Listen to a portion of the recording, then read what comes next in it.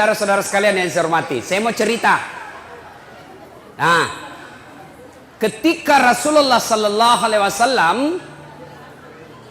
usia 40 tahun, Rasulullah kemudian menerima wahyu di Gua Hira. Gua Hira ini kurang lebih 7 kilo dari kota Mekah. Naiklah Nabi ke Gua Hira, datang malaikat Jibril. Malaikat Jibril memeluk Nabi. Nah pakai Nabi tak, dia peluk. Lalu Jibril berkata, "Iqra, baca." Nabi bersabda, "Saya tidak tahu membaca." Malaikat Jibril ulang lagi, "Iqra, baca." "Saya tidak tahu membaca." Jibril ketiga kalinya makin dipeluk sampai Nabi sesak napas, hampir tidak lagi bisa bernapas. Lalu Jibril berkata, "Iqra, baca."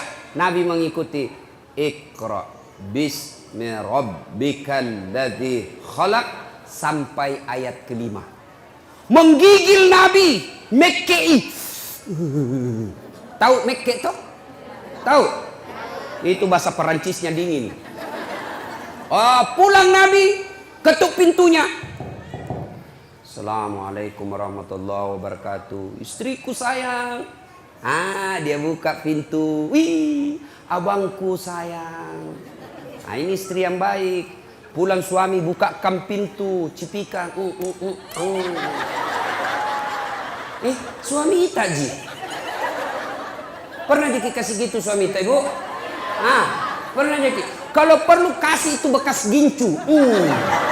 Tempel Ibu, tahu ndak sedekahnya suami kepada ibu tiap hari? Bapak-bapak ini yang di luar, tahu ndak sedekahnya suami kepada istri setiap mau keluar? Apa sedekahnya? Nabi setiap mau keluar, dia cium jidatnya istrinya.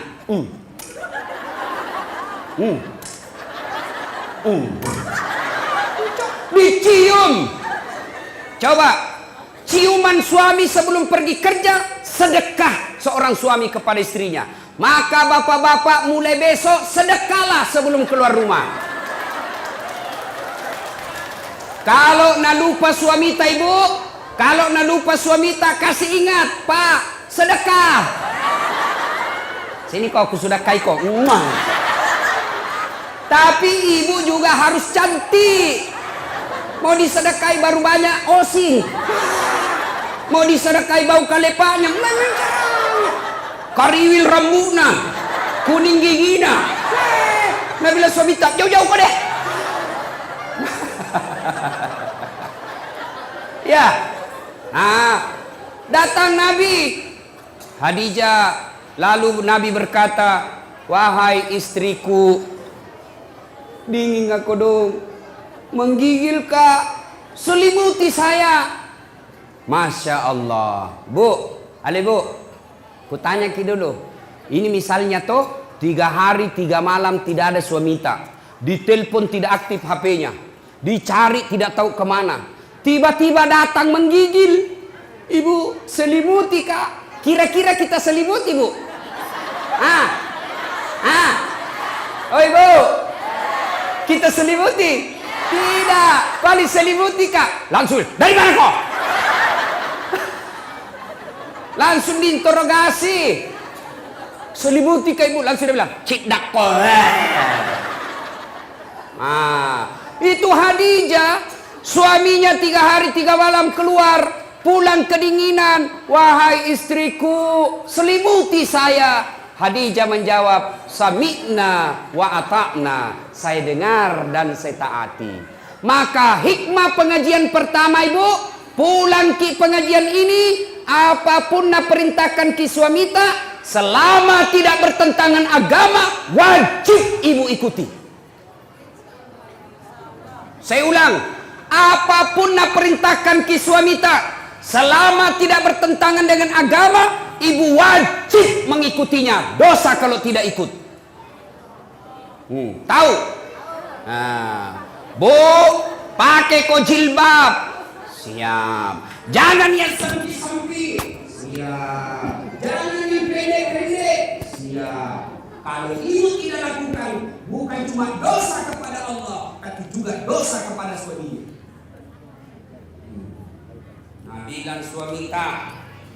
Nabilan suamita, ibu, jangan kau terlalu tebal gencummu, jangan kau cukur alismu, jangan terlalu banyak make upmu. Saya tidak suka, tapi ibu tetap lakukan, maka ibu sepanjang jalan laknat Allah buat ibu.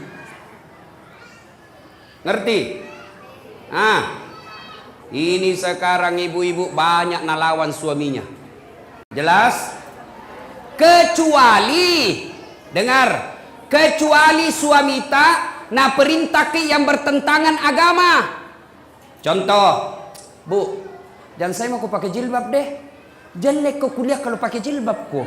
Sudah mi, buka itu jilbabmu supaya kelihatan itu rambutmu yang berombak-ombak, supaya kelihatan itu lehermu yang telu, supaya kelihatan itu seksi badanmu. Maka suami seperti ini tidak wajib ditaati. Ya, ibu, apa? Sudah milah. Piko dulu belikan anu domeng. Mau kak berjudi, maka perintah seperti ini tidak wajib diikuti. Tapi selama perintah itu menaati perintah Allah, tidak bertentangan dengan perintah Allah dan Rasulnya, maka ibu berdosa ketika tidak mengikutinya. Contoh nabilan suamita, jangan pernah keluar rumah. Tidak boleh kau keluar rumah sebelum saya pulang dari kerja. Maka kalau ibu keluar, haram langkah-langkah kaki ibu. Masya Allah. Nah, ibu-ibu jangan pernah keluar rumah tanpa izin suami. Dengar cerita. Halo ibu. Oh ibu. Bu. Sudah-sudah mi perisa itu dosta. Itu misen dos-dos kuenya. Nah lihat terus. Pacetong. Bu. Ada orang sakaratil maut ibunya. Malasa indokna. Sakit ibunya. Maka datanglah tetangganya memanggil anaknya. Bu, sakit imam mata. Pergi ke besui. Apa kata ibu ini? Minta maaf kak, kasihan. Mau sekali kak pergi besui, tapi suamiku lagi keluar. Dia pesan saya, jangan tinggalkan rumah sebelum saya pulang. Tidak datang. Sakaratil maut ibunya. Datang lagi tetangganya. Ibu, datang ke lihat mama, tak kasihan. Sakaratil maut bi. Ini yang terakhir kalinya ibu lihat. Apa kata anaknya? Maafkan saya, kasihan, belum datang suamiku. Saya mau sekali ke sana tapi suamiku belum pulang. Saya dilarang keluar oleh suamiku. Meninggal ibunya, datang lagi tetangganya. Ibu, meninggal mi mama, tak kasihan. Pergi lihat yang terakhir kalinya. Tolong pergi lihat sebelum dimakamkan. Apa kata ini istri? Maafkan saya mau sekali ke sana tapi suamiku belum pulang dari medan perang dan saya dilarang keluar sebelum dia pulang. Dimakamkan. Selesai dimakamkan, tidak datang, mulai sakit, sakaratil maut, sampai dimakamkan, tidak datang. Marah ini tetangganya, dia pergi lapor kepada Nabi. Dia pergi lapor sama Nabi. Ya Rasulullah, tetanggaku tega betul, mulai sakit, sakaratil maut, sampai dimakamkan ibunya. Saya datang panggil, besuk ibunya, dia tidak datang ya Rasul. Nabi lalu berkata, baik, kenapa bisa itu anak begitu? Kenapa bisa dia tidak datang? Lalu ini berkata, dia tidak datang karena dilarang suaminya keluar. Katanya suaminya pergi medan perang. Lalu dipesan sama suaminya, jangan pernah keluar rumah sebelum saya pulang. Maka itu ibu tidak datang. Apakah Nabi marah? Apakah Nabi marah? Tidak. Nabi lalu bersabda, diampuni seluruh dosa ibu yang meninggal karena punya anak yang taat sama perintah suaminya. Masih ada ibu-ibu begini sekarang? Woi. Masih ada? Kasihan. Baru 10 menit pergi suaminya na telepon temannya datang mago. Cepat kok, tidak ada mi suamiku. Maka ibu-ibu saya heran. Di mana-mana masjid ramai majelis taklim. Di mana-mana ramai majelis-majelis taklim. Bahkan setiap masjid ada majelis taklimnya. Tapi anehnya, kenapa ibu-ibu sekarang banyak yang tidak tahu taat sama suaminya? Demi Allah ibu, demi Allah, Biar ibu sholat tiap hari, bahkan sampai hitam jidatnya, puasa Senin Kamis, ngaji, tadarus, tahajud tiap malam, tapi tidak taat sama suaminya, mendurhakai suaminya, dia kurang ngajar sama suaminya. Demi Allah, jangankan masuk surga, baunya surga diharamkan bagi ibu seperti ini. Kenapa bisa Ustaz? Kenapa bisa begitu? Tahu, ibu harus tahu. Kenapa? Karena kami suami yang tanggung ibu nanti di akhirat. Ketika ibu melanggar, ketika ibu bikin dosa, kami suami yang tanggung dosanya ibu sebagai kepala rumah tangga. Beda ibu-ibu. Ibu-ibu taat ibadah, rajin sholat, tutup aurat, Senin Kamis puasa. Suaminya tukang judi, suaminya koruptor, suaminya pemabuk, suaminya pengedar narkoba, suaminya tukang tipu. Tapi istrinya soleha, demi Allah istrinya tetap masuk surga, suaminya dibakar di neraka. Tidak ada hubungan. Maka ibu, jangan keluar rumah tanpa izin suami. Jangan lakukan apa-apa tanpa izin suami. Kenapa? Karena suami yang tanggung ibu nanti ketika di akhirat. Maka bersyukur ibu-ibu yang punya suami. Kenapa? Karena itulah nanti yang lindungi ketika di akhirat. Maka hargai suami tak. Jangan hina suami tak gara-gara dia miskin. Ini banyak ini istri kurang ajar sama suaminya. Mentang-mentang agato iko, ku taunya ko, nulamar ka dulu di seperangka ala sholat. Ndak nu belikan nga rumah. Rumah lagi bapakku ini nu tampati. Kamu juga saja selalu belikan ko baju. Pensiun mako, ndak ada gajinu.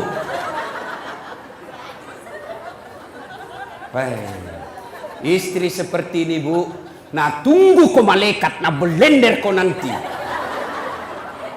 Yang ketawa serius kah ini? Ya.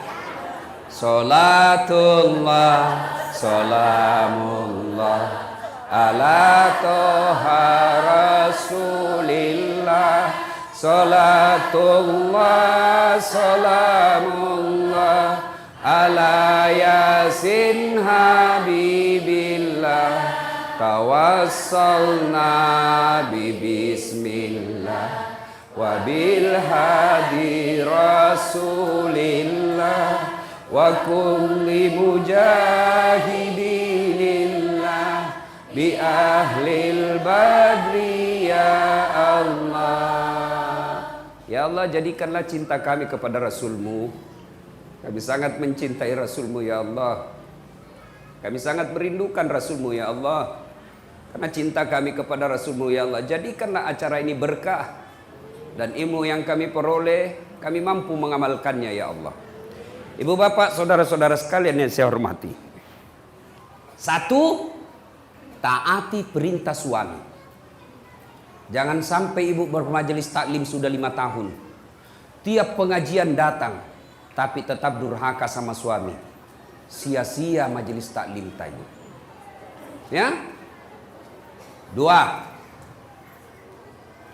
Khadijah tidak pernah sangka buruk kepada suaminya. Tahu sangka buruk? Tahu sangka buruk? Curiga. Curiga yang berlebihan. Khadijah, dia laksanakan apa perintahnya, lakukan. Dan tidak pernah sangka buruk. Yang kedua, pengajian kita pertama tadi, perintah suami, laksanakan. Yang kedua, jangan pernah sangka buruk. Berprasangka jelek sama suami. Nah telepon suaminya ndak nak jawab. Mana lagi ini kasihan. Ih, kenapa ini 3 kali ku telepon ndak nak jawab-jawab. Dari pagi sampai sore ku telepon ndak nak jawab-jawab. Nih mana lagi ini, pasti ketemu lagi tuh tamang mana. Ini sangka buruk. Sangka baik. Kenapa dia tidak terima teleponnya? Oh ternyata tertinggal HP-nya di pos ronda. Kan dia tukang ojek. Di telepon, tiba-tiba ada teman tak telepon ki. Kuliah suamimu bonceng cewek. Bah, mesrana lagi. Bola-balik bonceng cewek. Sangka baik. Bagaimana dia tidak bonceng cewek? Kerjanya tukang ojek. Sangka baik. Ibu-ibu jangkit sangka buruk. Telepon suami tidak ada jawab. Oh, mungkin lagi buang air besar. Masa mau terima telepon? Sedikit lagi. Kan tidak bagus. Sangka baik. Masyarakat telepon Bu Camat tidak dijawab. Sangka baik. Oh, barangkali Bu Camat lagi menghadap sama Pak Wakil. Nggak enak kan terima telepon. Iya Bu, ada Pak Wakil di depan. Kalau saya boleh, tunggu dulu HP-mu itu. Kau nggak hargai saya. Ditelepon Pak Wakil tidak dijawab. Sangka baik. Oh, mungkin lagi rapat dengan anggota DPR. Jangan langsung bilang, dede sekalian sudah dipilih, nah lupa maki. Sangka baik. Ada lagi Ibu Ani datang ke sini. Sangka baik. Itu Jina datang itu karena mau dipilih. Sangka baik. Sangka baik, jangan pernah sangka buruk. Jelas. Tidak ada itu baiknya sangka buruk. Contoh. Ada ibu-ibu 7 tahun menikah tidak ada anaknya. 7 tahun. Tiba-tiba di tahun ke-8 dia pergi periksa ahli kandungan. Cek. Nah bilang dokter, alhamdulillah ibu sudah terlambat 2 bulan. Langsung dia bilang, alhamdulillah. Nah telepon suaminya, Pak, alhamdulillah terlambat 2 bulan. Nah bilang suaminya, alhamdulillah. Jangan kau dulu cerita-cerita sayang nanti tidak jadi, malu lagi tuh. Baiklah, rahasia bersama, tidak ada cerita. Beberapa hari kemudian datang petugas PLN. Assalamualaikum. Waalaikumsalam. Kata ibu, siapa ya? PLN Ibu. Kenapa Ki Pak? Ibu terlambat 2 bulan. Kenapa bisa tahu ini? Dari mana tahu ini? Langsung dia sangka buruk sama suaminya. Pasti ini lagi lah bolong ini. Pasti. Karena kebetulan suaminya hitam. Lah bolos sih. Datanglah kasihan suaminya capek bekerja. Di kantor dimarahi sama bosnya. Di jalan kempes ban mobilnya. Baru buka pintu langsung. Memang tong kau lah bolong. Pembohong. Bilang jangan kau ngomong. Kenapa kau ngomong? Apalagi masuk itu comok. Karena istilah comok. Terjengkel tong orang capek. Langsung kini bilangi bolong. Nah balas nih mana ke comok. Baru orang datang capek-capek mengamuk-ngamuk. Kenapa di itu PLN bisa tahu saya terlambat 2 bulan? Pasti kau yang cerita. Nah kita aja berdua. Kenapa bisa tahu PLN? Bukan saya kasih tahu. Marah ini suaminya di kantor PLN. Hei, kenapa kau bisa tahu istriku terlambat 2 bulan? Nah bilang ini ada catatannya Pak.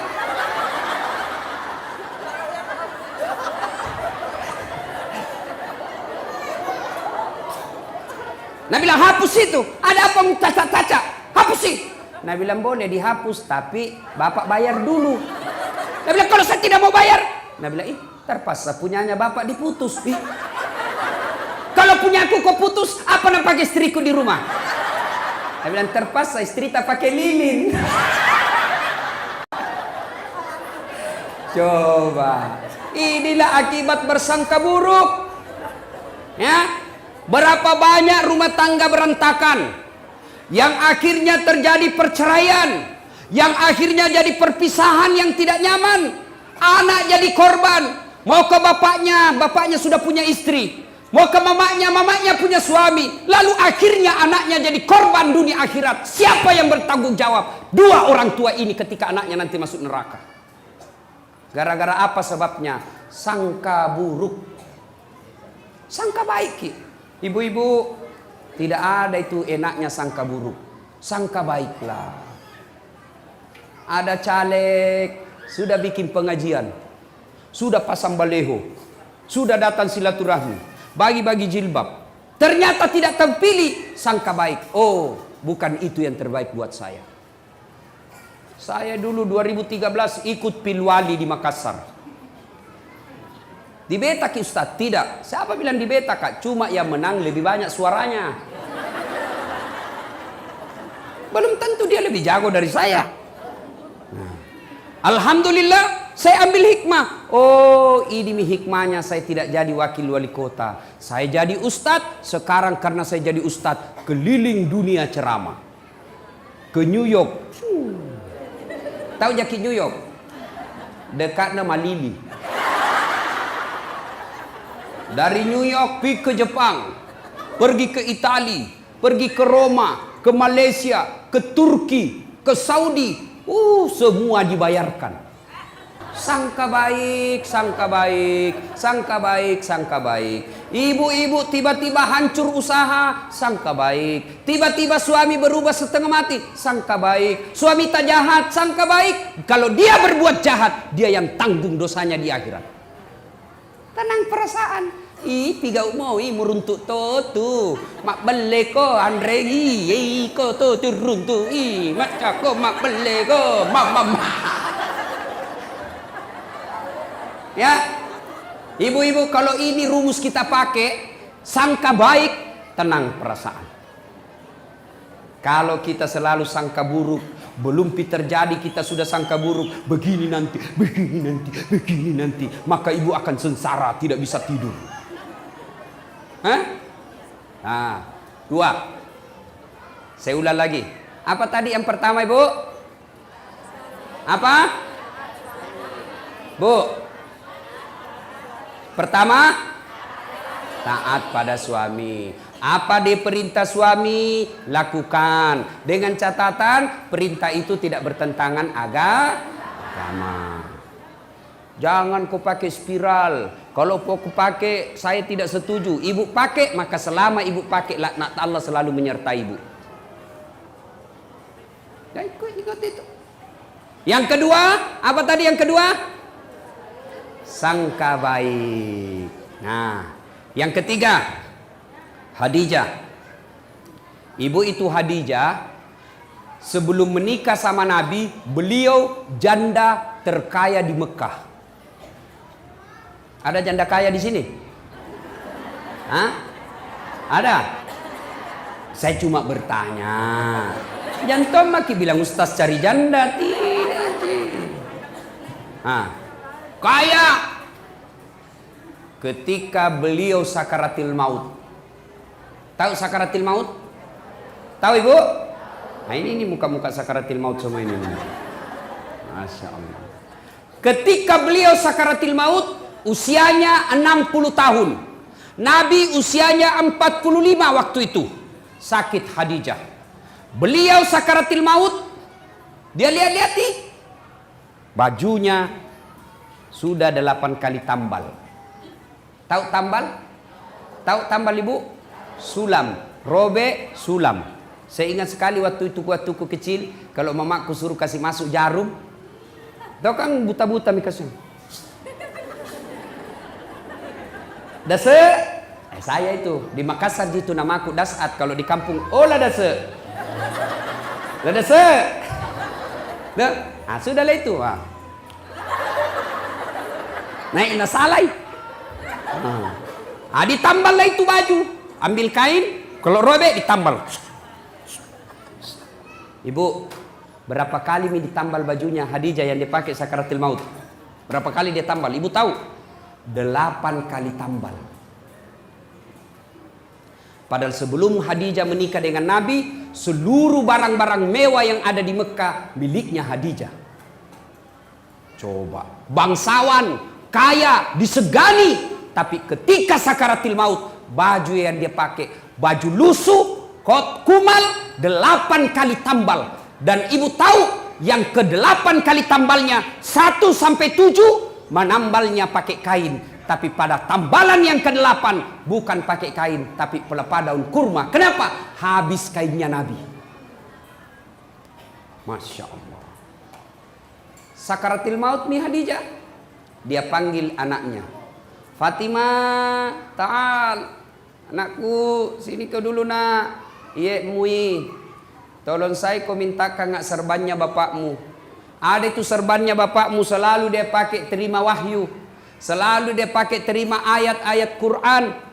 Tolong mintakan saya sama bapakmu, kasihan. Saya mau pakai kain ini, kain serbannya bapakmu sebagai kain kafan. Mudah-mudahan kain kafanku menghilangkan saya dari azab kubur. Saya takut akan siksa kubur. Mudah-mudahan serbannya bapakmu yang selalu dipakai terima wahyu bisa meringankan beban azab kubur. Dengar ibu. Halo ibu.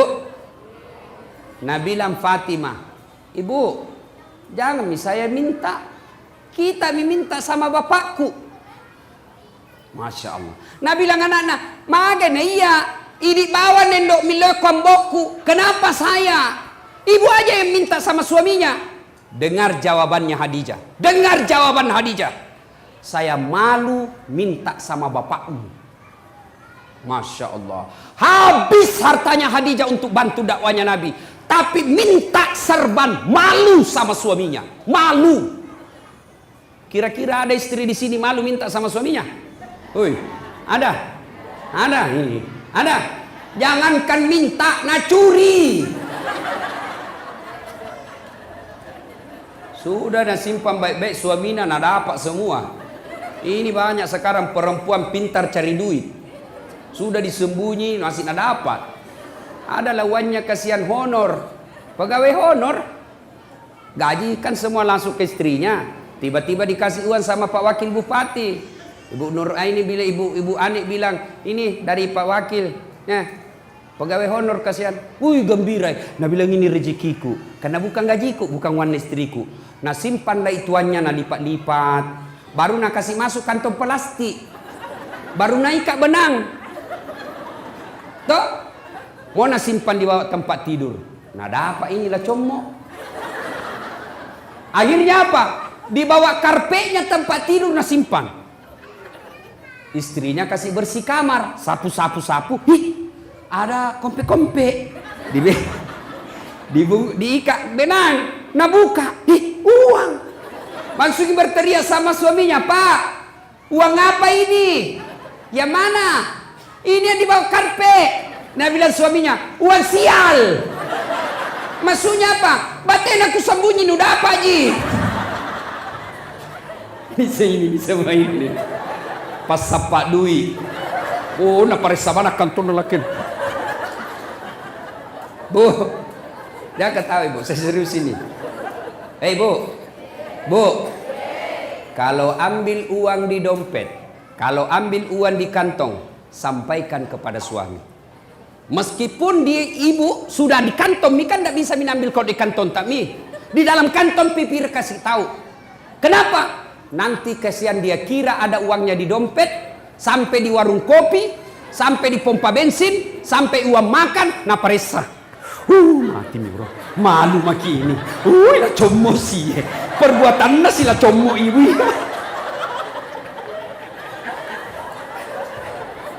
Jelas? Itulah sebabnya ibu, tidak boleh ibu ambil tanpa izin suami. Kenapa? Karena itu pasti ada tujuannya.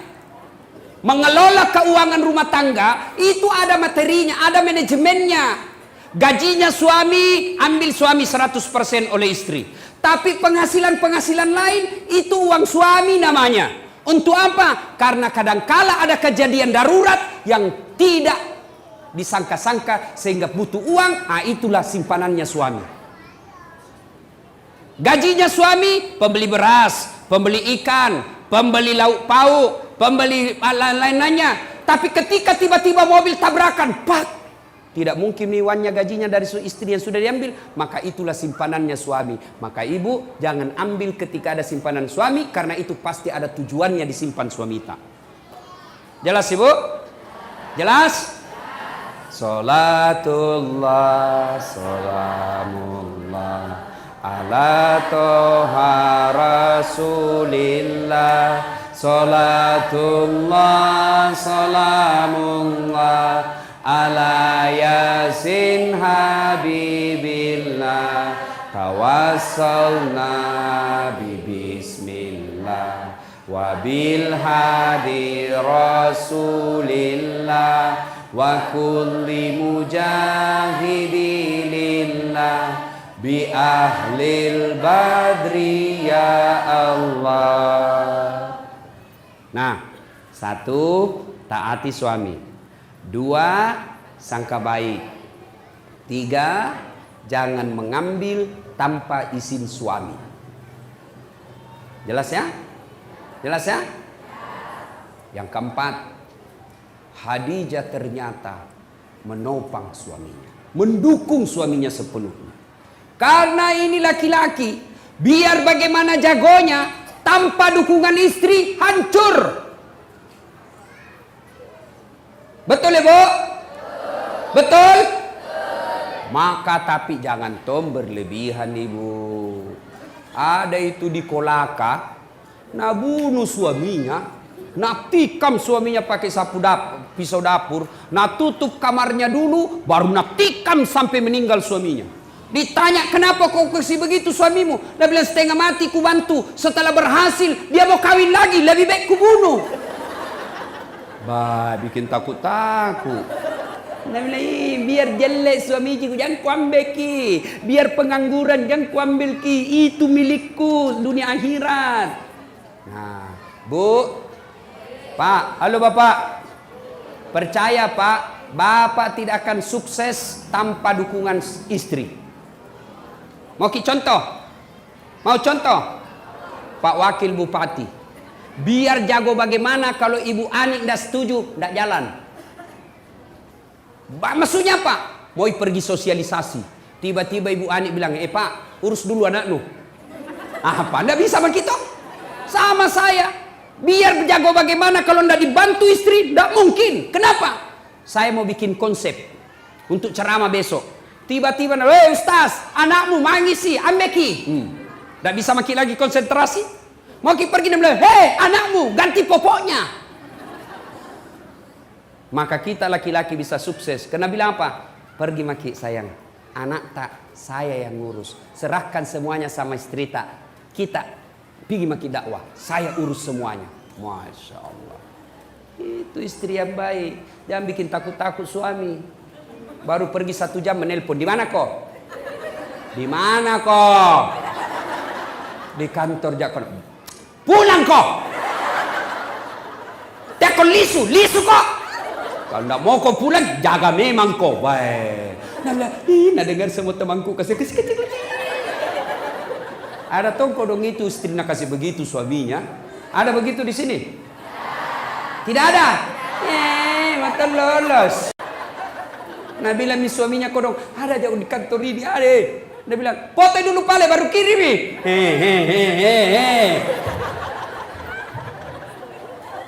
Woi Pak, ada ki begitu di sini? Takut sama istri tak? Ada? Pak Desa. Takut ki sama istri tak? Berhenti jadi laki-laki. Apa mau takut sama istri? Nah kita lamar nih, dibikinkan rumah, dibelikan mobil, semua cicilannya kita bayar nih. Baru mau kita takut sama dia, bagaimana ceritanya? Marah Ustaz. Nah banting itu pintu, banting tongi pintumu. Nah pecahkangi piring Ustaz, pecahkangi 1 lusin. Piring bisa dibeli, tapi harga diri tidak boleh diinjak-injak. Allahu Akbar.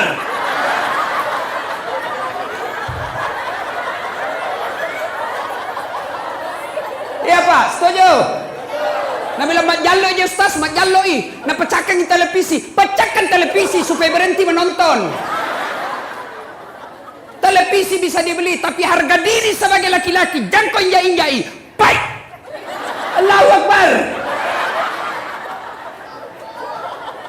Nah bilang orang, jadi Ustaz tidak takut sama istri. Aku bilang, apalah aku takut sama istriku. Cuma istriku lebih berani dari saya.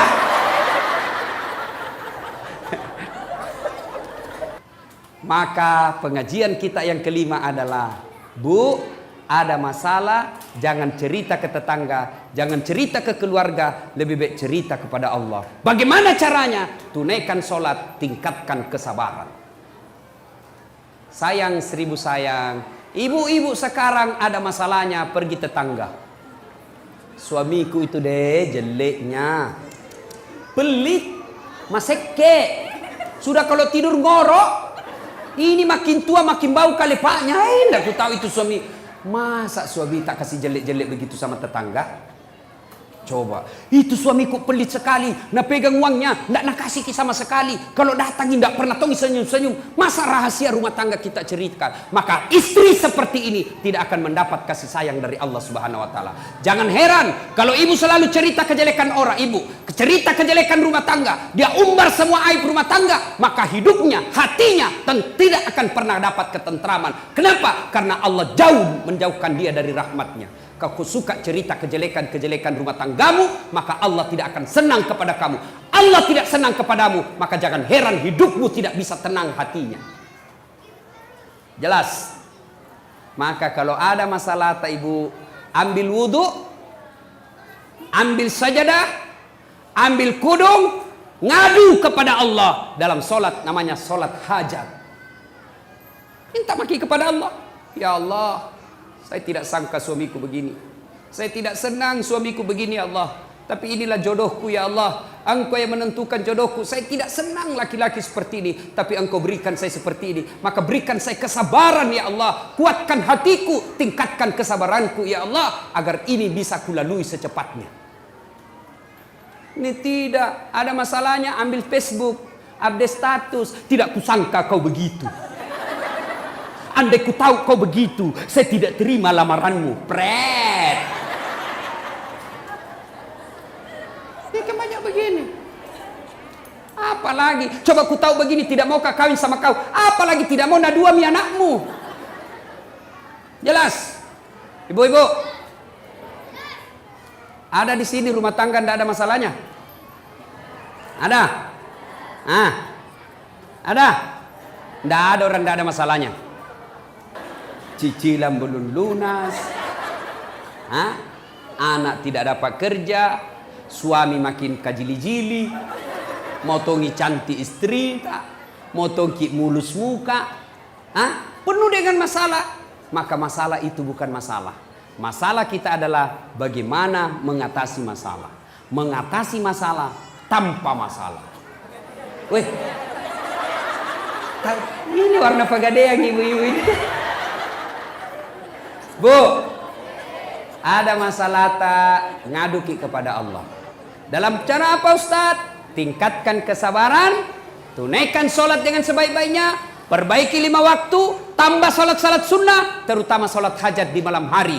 Allah janji, ud'uni astajib lakum. Minta kau kepadaku, pasti saya kabulkan. Itu janji Allah.